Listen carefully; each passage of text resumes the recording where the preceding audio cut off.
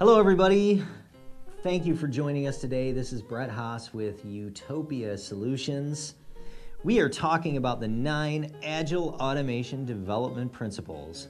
And in today's segment, we are talking about principle number 6, Incremental, Measurable, Demonstrable Releases.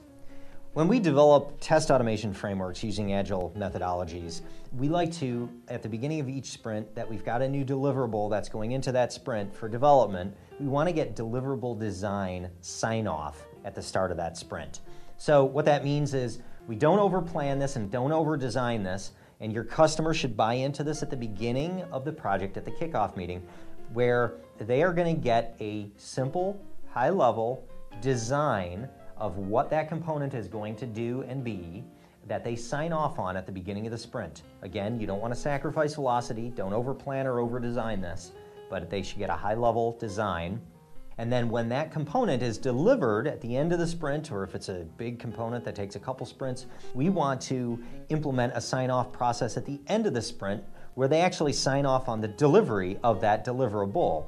And while signing off on it, we don't just demonstrate it to them. We actually have them use it, so they actually get training. So this kills multiple birds with one stone. Not only do they get a component that they can use and build automated testing with, but they actually start using it right then and there. And that helps us get the customer involved and helps us find issues more readily and early in the project. We want to know about issues. This is a development project. You want to make sure that you find issues as early as possible. And those issues could even be with the tests themselves.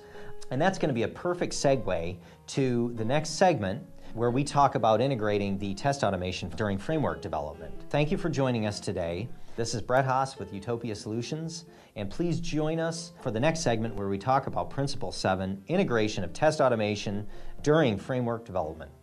See you next time.